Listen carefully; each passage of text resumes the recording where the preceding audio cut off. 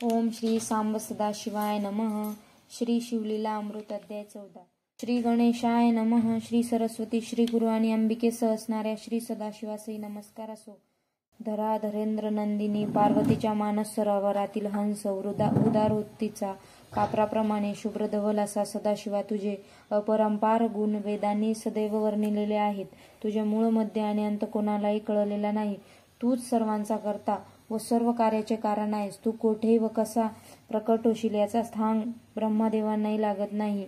भक्तांच्या मनात जाणून घेत तू जगन्निवास जगन्नाथ होऊन तेथेच प्रकट होतो. याविषयीची हकीकत सुताने शौनकादिकांना सांगितली. किरात देशात विमर्शन नावाचा अत्यंत पराक्रमी असा एक राजा शत्रूंचा विमोड करीत असे. तो शिकार करून अत्यंत घोर अशी हिंसा करीत असे आणि नित्य मद्य मांसाहार यात रममाण असे. चारही वर्णाच्या स्त्रिया तो उपभोगत असे. त्याच्या ठायी दया नव्हती. तो नेहमी अधर्माने वर्तन करी.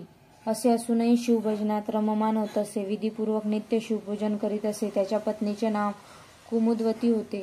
ती अत्यंत चतुर व गुणवान होती. एकदा एकांतात असताना कुठलाही आडकता न ठेवता तिने आपल्या पतीला विचारले,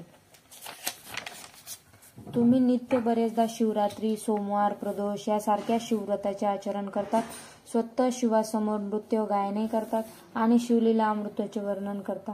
मात्र त्याचसोबत तुमच्याकडून दोष घडतात तेव्हा तुम्ही इथे मात्र तुम्ही शिवभजनाविषयी सावध असता. तेव्हा त्या विमर्शन राजाने पूर्वजन्मीची हकीकत सांगितली. हे सुंदरी, मी पूर्वजन्मी पंपा नामक नगरीत कुत्र्याच्या रूपाने नांदत होतो. एकदा माघ वद्य चतुर्दशी महाशिवरात्रीच्या योगावर मी एका मंदिरासमोर आलो. तेथे समग्र शिवपूजा मी पाहिली. तेथे दारावर उभा असलेल्या राजदूतांनी मला काठीने मारताच मी लगबगीने पळत सव्य दिशेने प्रदक्षिणा केली. अन्नाचा गोळा मिळेल म्हणून मी पुन्हा तेथेच आलो. तेव्हा पुन्हा त्यांनी हाकलून दिले. तेव्हा पुन्हा मी शिवमंदिरास प्रदक्षिणा केल्या आणि पुन्हा तिथेच येऊन बसलो. तेव्हा मात्र त्यांनी रागाने मला बाण मारला. या कारणाने मी शिवलिंगासमोर असताना माझा प्राण सोडला. त्या पुण्यकर्मामुळे मला राजदेह प्राप्त झाला. परंतु कुत्र्याचे दृष्ट गुण तसेच राहिल्याने विविध दोषांचे आचरण करणे मला भाग आहे. त्यावर कुमुदवती म्हणाली, तुम्हास पूर्वजन्मीचे ज्ञान होत असेल तर मग मी पूर्वी कोण होते हे मला सांगा पाहू. तेव्हा राजा विमर्शन म्हणाला, तू पूर्वी कबुतराची मादी होती. तू चोचीत मासा घेऊन जात असताना तुझ्या मागे बेहरी ससाना लागला होता. तेव्हा शिवमंदिरास 3 प्रदक्षिणा करून तू शिखरावर बसलीस. तू अत्यंत दमली असल्याने तुला त्या बैरी ससाण्याने शिवमंदिरासमोर ठार केले. तेव्हा तू शिवमंदिरासमोर पडली. म्हणून या जन्मात तू राणी झालीस. तेव्हा कुमुदवती राजाला म्हणाली, तुम्ही त्रिकालज्ञानी पुण्यपुरुष आहात, तर आपण दोघे पुढील कोणत्या जन्मास जाऊ याविषयीची समग्र हकीकत मला सांगा. त्यावर राजा म्हणाला, हे मृगनयनी ऐक. पुढील जन्मी मी सिंधू देशाचा राजा होईन. हे चंद्रमुखी, तू जया नावाची राजकन्या होशील आणि माझ्याशी विवाह करशील. तिसऱ्या जन्मी हे गुणसरिते ठरल्याप्रमाणे मी सौराष्ट्राचा राजा होईल. तू कलिंग राजाची मुलगी होऊन माझ्याशी विवाह करशील. चौथ्या जन्मी मी गांधार देशाचा राजा होईल. तू मगध राजाची मुलगी होऊन माझ्याशी विवाह करशील. 5व्या जन्मी अवंती देशाचा राजा होईल. तू दाशार्य राजाची मुलगी होऊन मला प्राप्त होशील. 6व्या जन्मी मी अनर्थ देशाचा राजा होईन. तू ययाती वंशात गुणवती नावाने जन्म घेशील. 7व्या जन्मी मी पांडे देशीचा राजा होईन. तू पद्य राजाची मुलगी वसुमती होशील. तेथे माझी विपुल प्रसिद्धी होईल. मी शिवकृपेने पराक्रम करून शत्रूंना शासन करीन. धर्माचा प्रचार करीन. आयुष्यभर शिवभजन करीन. मग त्या जन्मी मी पुत्राकडे राज्य देऊन महारण्यात तपश्चर्येस जाईन. तेथे मी अगस्ती ऋषींना शरण जाईन. त्यांच्याकडून शैवपंथाची दीक्षा घेईन आणि दोषरहित होईल. नंतर मी शुभवदने मी तुझ्यासोबत कैलासपदी जाईन. तू सूत शौनकादिकांना म्हणाले, अनेक जन्म घेऊन अखेरीस विमर्शन राजा ब्रह्मज्ञानी झाला आणि चिरंतन असे शिवपद प्राप्त करता झाला. त्याचे वर्णन करताना वेद आणि शास्त्रे यांची सीमा कळून येत नाही. अशा या शिवमहात्म्याचे वर्णन करणे ब्रह्मदेव व इंद्र यांना देखील शक्य नाही. शिवगुणांचे कीर्तन ऐकून ज्यांचे मन सद्गतीत होत नाही, तसेच ज्यांच्या नेत्रातून अश्रुधारा वाहत नाही, त्यांच्या जगण्याचा धिक्कार असो, त्यांच्या कर्माचा धिक्कार असो, त्यांच्या विद्येचा धिक्कार असो, त्यांच्या धर्माचा धिक्कार असो. असा तो अधम जगून तरी काय उपयोग. संसारात अशा दुरात्म्याचे जगणे व्यर्थ आहे. आता शिवभजनाची थोरवी ऐकावी. उज्जैनी नामाच्या महानगरात चंद्रसेन राजा न्यायनीतीने राज्य करीत होता. तेथील महाकालेश्वर ज्योतिर्लिंगाच्या सेवेत चंद्रसेन राजा सता तत्पर असे. त्या राजाचा मणिभद्र नावाचा प्राणप्रिय मित्र चतुर आणि पवित्र वृत्तीचा होता. सर्वज्ञ व दयाळू गुरु आणि भाविक उदार शिष्य या गोष्टी पूर्वपुण्याईने प्राप्त होत असतात. सुंदर व पतिव्रता पत्नी, पितृभक्त व भाग्यशाली पुत्र, विद्वान व मधुर बोलणारा वक्ता देखील विशेष पुण्याईने प्राप्त होत असतात. दिव्य हिरा व परीस उत्कृष्ट गडाईचा पाणीदार मोती, ज्ञानवंत पिता व विशेष पात्रतेचा गुरु या गोष्टी त्रिभुवनात देखील अपूर्व आहेत. राजा चंद्रसेन व मित्र मणिभद्र हे दोघे चांगले सुजाण होते. मणिभद्राने सुवर्ण समान असलेला एक मणी चंद्रसेनास दिला. त्या मण्यास अष्टधातूंपैकी कोणताही धातू स्पर्श झाला तरी त्या धातूचे 52 कशी सोने होत असे. शिवाय त्यामुळे साप, वाघ, चोर यांचे भय देखील राजास राहत नसे. या मण्याचे दर्शन होताच सर्व प्रकारच्या रोगांचे भस्म होत असे. नगरात दुर्भिक्ष, शोक, अवर्षण राहत नसे. तो प्रकाशमय मणी कंठास बांधल्यावर राजा इंद्राप्रमाणे दिसत असे. तो मणी जवळ असल्यावर समारंगात अद्भुत रीतीने जय प्राप्त होई. कदापि अपयश येत नसे. जे कोणी शत्रुत्व पत्करून येत ते स्वयंच प्राणमित्र होत असत.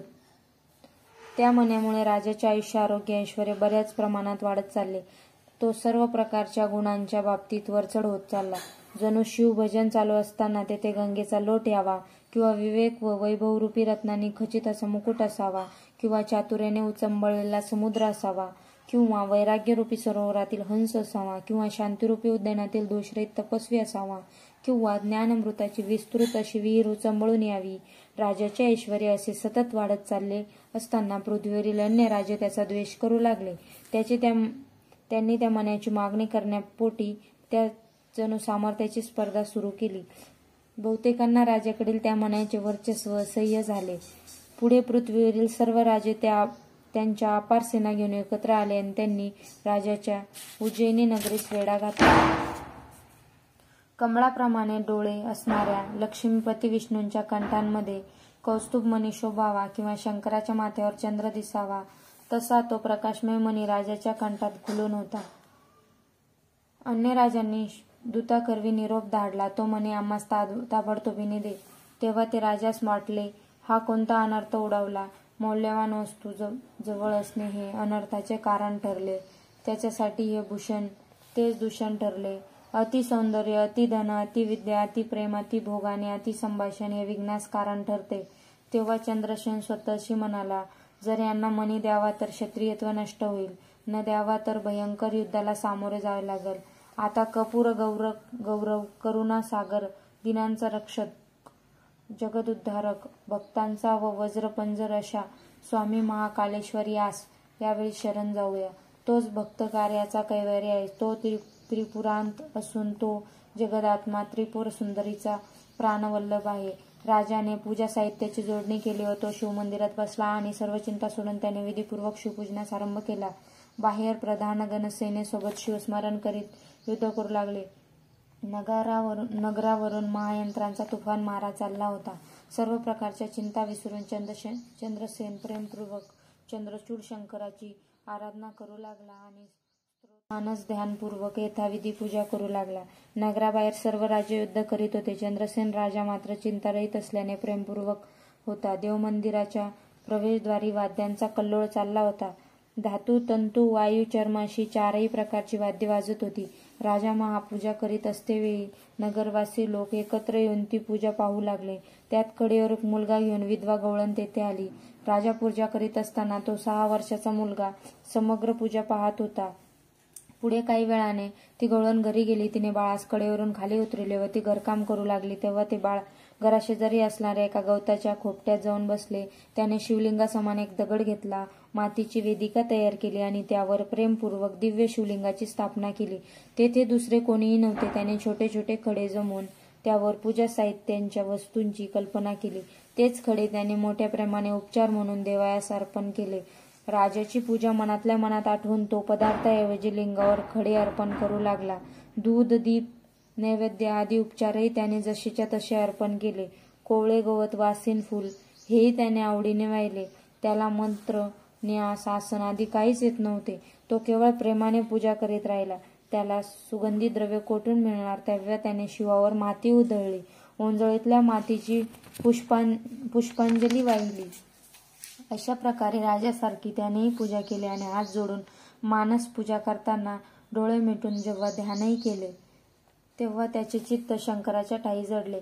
इथे त्याच्या मातेने स्वयंपाक केला व पुत्रास ये रे मुला जेवण कर अशी हाक मारली. अनेकदा हाका मारूनही तो पुत्र येईना. तेव्हा तिने बाहेर येऊन पाहिले तर तो बालक रिकाम्या झोपडीत बसलेला होता. माता म्हणाली, बाळा तू हे काय मांडले आहेस, चल लवकर जेवण करून घे. तरी त्याने उत्तर दिले नाही. तेव्हा आईने रागाने लगोलग त्याचे शिवलिंग व पूजा उधळून टाकली. लगेचच जेवायला चल असे म्हणून हात धरून ती त्यास ओढू लागली. तेव्हा बालकाचे डोळे उघडून त्याने मांडलेली पूजा उधळल्याचे पाहिले. तेव्हा आहा शिव शिव असे म्हणत त्याने छाती बडवून घेतली. दुःखाने तो मूर्छित होऊन पडला. पुढे म्हणू लागला, आता मी प्राण देईन. त्याच्या आईने त्याला शिव्या घातल्या. घरात जाऊन तिने स्वतःच जेवण केले व फाटके पांघरून घेऊन ती झोपली. इथे आपण केलेली पूजा उधळलेले पाहून तो बालक शिवनाम घेऊन रडू लागला. तेव्हा दयाळू शंकराने एक अद्भुत असे नवल घडविले. जेथे गवताचे मोडके खोपटे होते तेथे रत्नजडित मंदिर उभारले. त्याला हिऱ्यांचे खांब आणि शिखरावर नाना रत्नांचे कळस झळकत होते. त्याची चारही दारे रत्नजडित होती. मध्ये रत्नधारी दिव्यलिंग शोभून दिसत होते.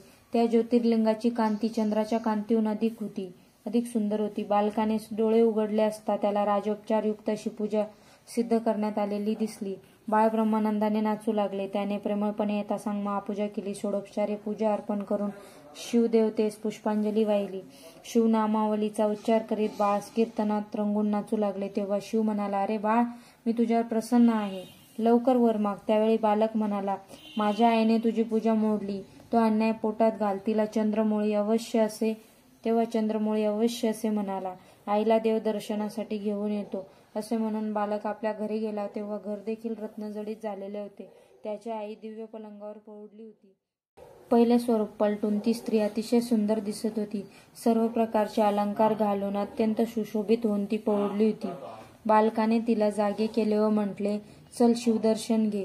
तेव्हा तिने चोहीकडे शिवाची अद्भुत रचना पाहिली. तिने बाळाला आपल्या छातीशी कवटाळून धरले व ती तत्काळ शिवमंदिरात आली आणि म्हणाली, हे शिवदयाळा, तू धन्य आहेस. तुझा भक्त असलेला माझा बाळ देखील धन्य आहे.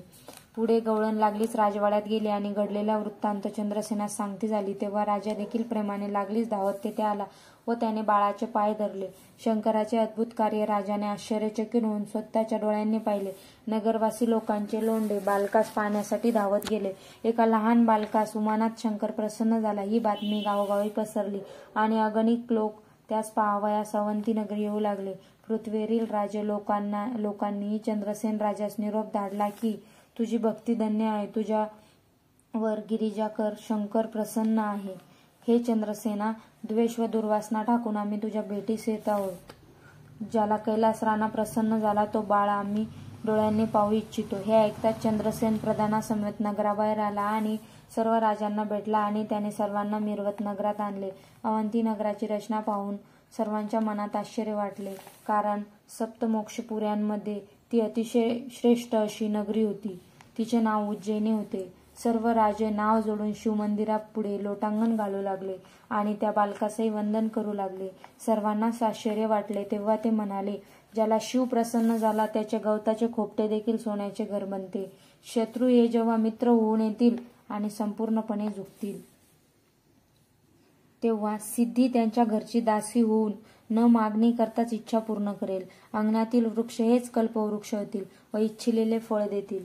मुका पंडित होईल व पांगळा वाऱ्यापुढे धावेल. जन्मांध रत्नपारखी होईल. मूळ देखील उत्तमसा वक्ता होईल. दारिद्र्यास भाग्य येऊन तो सार्वभौम होईल. कोणतेही प्रयास न करता दुर्गम ठिकाणी चिंतामणी हाती येतील. त्रिभुवनात कीर्ती होईल. सर्व राजे चरणवंदन करतील. जेथे खणावे तेथे द्रव्यसाठे सापडतील. फारसा अभ्यास न करता वेदांचा सारांश हाती येईल. उमाविलास भेटेल. तेव्हा सर्व प्रकारची कौशल्ये हाती येतील. सर्व राजे म्हणू लागले, हे गवळीपुत्रा, तुला गोवाहन शंकर प्रसन्न झाला आहे. हे स्नेहाळा, गाय आणि ब्राह्मण यांचे पालनपोषण कर. गोपाळ चंद्रसेन धन्य हो. येथे प्रचंड प्रमाणात गर्दी जमा झाली. सर्व राजे आश्चर्य करीत होते. इतक्यात तेथे अंजनीपुत्र वायुपुत्र हनुमंत प्रकट झाला. सीतेच्या प्रियकराचा तापहरण करणारा, इंद्रजित्याच्या पित्याचे नगर दहन करणारा व मदनाचे दमन करणारा असा रामचंद्राच्या चरण कमलावरील भुंगा होता. त्याने द्रोण पर्वत उचलला होता व उर्मिलापती लक्ष्मणाच्या प्राणांचे रक्षण केले. त्याने कुंतीच्या तृतीय पुत्राच्या अर्जुनाच्या ध्वजाचा अग्निस्थानी सतत बसून त्याचे रक्षण केले. अशा प्रकारे मारुती प्रकट होता. सर्व राजे लोक त्याच्या चरणी नतमस्तक झाले आणि रामाला प्रिय अशा हनुमंताने बाळास हृदयी कवटाळून त्याला उपदेश केला. साक्षात रुद्र असलेल्या हनुमंताने बालकास शिवपंचाक्षरी मंत्राचा उपदेश देऊन त्याला न्यास, मातृका, ध्यान पद्धती, प्रदोष व्रत, सोमवार व्रत याची माहिती दिली. हनुमंताने त्या बालकाच्या मस्तकावर हात ठेवला तेव्हा जणू तळ हातावर ठेवलेल्या आवळ्याप्रमाणे तो बालक 14 विद्यांमध्ये निपुण झाला व 64 कला अवगत झाल्या. हनुमंताने त्याचे नाव श्रीकर असे ठेवले. सर्व राजे जय जयकार करू लागले व देव आकाशातून पुष्पवृष्टी करू लागले. तेव्हा अंजनीच्या हृदय कमलावरील भुंगा अर्थात हनुमान श्रीकर याला म्हणाला, आता हे ऐकून तुला आनंद वाटते की तुझ्या 8व्या पिढीत गोकुळातील गवळ्यांचा राजा नंद जन्मास येईल. त्यानंतर त्याचा पुत्र कंसाचा वध करणारा, पितांबरधारी शिशुपालाचा वध करता, कौरवांचा दमन करता, पांडवांचा पालन करता गोविंद असा श्रीकृष्ण असेल. श्रीहरीने अनंत अवतार घेतले असून ते मागेही झाले व पुढेही होतील. ज्याप्रमाणे जपमाळेचे मणी पुन्हा पुन्हा परतून येतात त्याप्रमाणे ही अवतार स्थिती आहे. किंवा संवत्सर, महिना, तिथी, चार, तिथी, वार असे पुन्हा पुन्हा परत येतात त्याप्रमाणे हे श्रीकरा विष्णू पुन्हा पुन्हा अवतार धारण करीत असतो असे सांगून हरिकुळभूषण हनुमान तेथेच अंतर्धान पावला. सर्व राजे म्हणू लागले, श्रीकर धन्य झाला, त्याचे भाग्य थोर आहे. त्याला साक्षात हनुमंत श्री गुरुरूपाने लाभला, त्यास कशाची कमतरता भासणार नाही. श्रीकर व चंद्रसेन यांनी राजेसमूहाची बोळवण केली. त्यांना वस्त्रे व अलंकार देऊन बोळविल्यानंतर ते आपापल्या स्थानी गेले. पुढे श्रीकर आणि राजा चंद्रसेन हे दोघे जण प्रेमपूर्वक सोमवार व प्रदोष व्रत या व्रतांचे पालन करू लागले. तसेच मोठ्या उत्साहात शिवरात्री उत्सव करू लागले. हे याचकांच्या इच्छा पूर्ण करीत असत. अखेर दोघेही शिवलीला अमृत श्रवण करीत पुढे शिवपदास प्राप्त झाले. हा अध्याय पठण केल्यानंतर संतती, संपत्ती, आयुष्य यांच्यात वृद्धी होते. ज्याचे मन शिवाच्या आराधनेत रमले त्याला विघ्ने, भीती कशी बरे असणार. शिवलीला अमृत हा ग्रंथरूपी सूर्य पाहून सज्जनरूपी कमळे उमलतात.